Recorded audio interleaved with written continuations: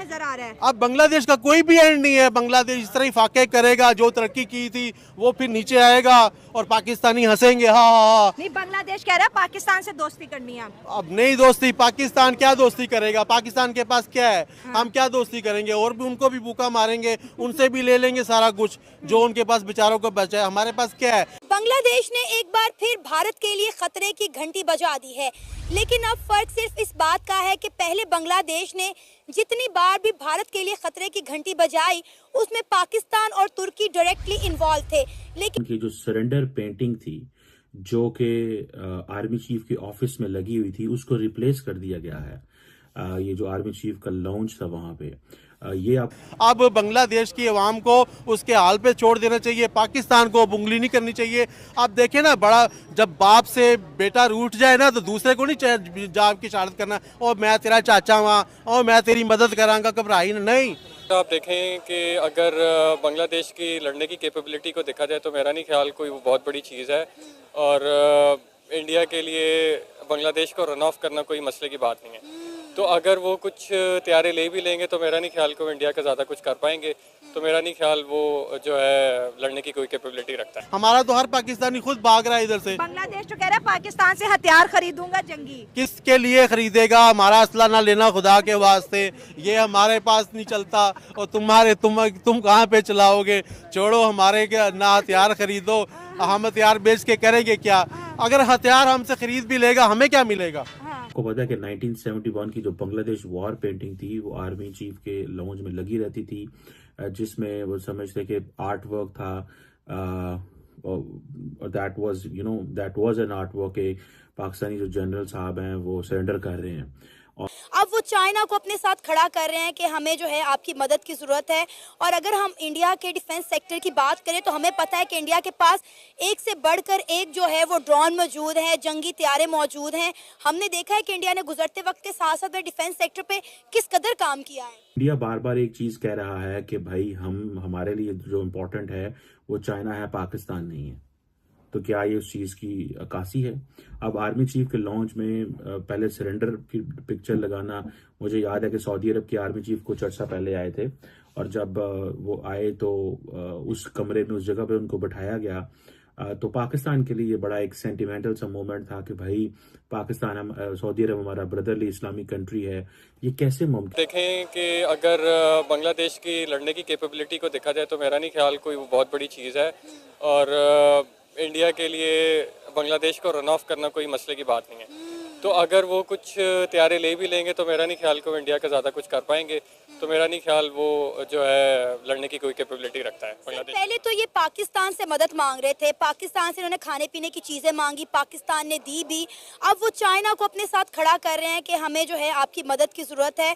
और अगर हम इंडिया के डिफेंस सेक्टर की बात करें तो हमें पता है कि इंडिया के पास एक से बढ़कर एक जो है वो ड्रोन मौजूद है, जंगी तैयारे मौजूद हैं। हमने देखा है कि इंडिया ने गुजरते वक्त के साथ साथ में डिफेंस सेक्टर पे किस कदर काम किया है। देखिए वो उनकी ज़रूरत है, क्योंकि उनकी ऑलरेडी टू फ्रंट वॉर है पाकिस्तान के साथ भी। पाकिस्तान के साथ तो खैर इतनी ज़्यादा नहीं है, मगर चाइना के साथ उनका ज़्यादा है। तो उसको देखा जाए तो, और बाकी इंडिया की इटसेल्फ जो वेपन्स की कैपेबिलिटी है वो बहुत ज़्यादा नहीं है, मतलब कम है। और उसके बाद अगर देखा जाए कि बांग्लादेश जो है वो बांग्लादेश को नहीं कह रहा चाइना के खड़ा हो, बल्कि चाइना को बांग्लादेश की ज़रूरत है। अगर आप देखें तो बांग्लादेश के साथ म्यांमार होगा, नेपाल होगा, ये सारे कंट्रीज़ जो है वो चाइना जो है इनसर्कल करना चाह रहा है। और उसके साथ अगर आप देखें तो जो साउथ चाइना सी है उसके अंदर जो है इंडिया जो है अपनी नेवी को जो है ना इनहांस कर रहा है। तो अगर इसमें देखा जाए तो दोनों जो है वो काउंटर कर रहे हैं एक दूसरे को। तो बस इसके अंदर यही चीज़ है, और ये स्टैंड ऑफ होकर लड़ेंगे कोई भी और नहीं। सर मजे की बात तो ये है कि जब पिछले दिनों रशिया के अंदर ब्रिक्स मीटिंग हुई तो वहाँ पे इंडिया और चाइना ने ये डिसाइड किया था कि अगर हमें ग्लोबल पीस कायम करना है तो हमें आपस में पीस कायम करना पड़ेगा। तब ये खबरें निकल के आई थी कि LAC से दोनों आर्मीज ने, इंडिया और चाइना की, अपनी अपनी फौजें पीछे हटा ली हैं। तो मेरा नहीं ख्याल कि इतने सालों के बाद लद्दाख के मसले को एक तरफ रख कर अगर इंडिया और चाइना ने पीस के लिए एक एक कदम आगे बढ़ाया है तो उनकी जो सरेंडर पेंटिंग थी जो कि आर्मी चीफ के ऑफिस में लगी हुई थी उसको रिप्लेस कर दिया गया है। ये जो आर्मी चीफ का लॉन्च था वहां पे, ये आपको पता है कि 1971 की जो बांग्लादेश वॉर पेंटिंग थी वो आर्मी चीफ के लॉन्च में लगी रहती थी, जिसमें वो समझते कि आर्ट वर्क था, that was an art work. एक पाकिस्तानी जो जनरल साहब हैं वो सरेंडर कर रहे हैं और वहाँ पे एक नई पेंटिंग लगा दी गई और जो नई पेंटिंग है वो जाहिर बात है डिपिक्ट करती है, फीचर करती है पैंगोंग लेक को, मॉडर्न मिलिट्री एसेट्स को, मैथोलॉजिकल फिगर्स को। ये कहा जा रहा है कि this is a message to China. So जो इंडिया बार बार एक चीज कह रहा है कि भाई हमारे लिए जो इम्पोर्टेंट है वो चाइना है, पाकिस्तान नहीं है, तो क्या ये उस चीज की अक्कासी है?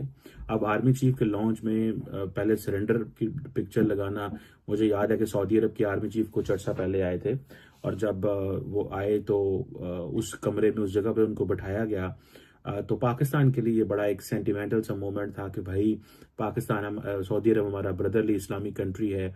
ये कैसे मुमकिन है कि पाकिस्तान कि इस इम्पोर्टेंट दोस्त ने ये बर्दाश्त कर लिया कि पीछे उनके उस सरेंडर की पिक्चर जो है उसको बर्दाश्त कर लिया। सो ये एक उस पर बड़ा शोर भी मचा, काफी पोलिटिसाइज भी हो गई।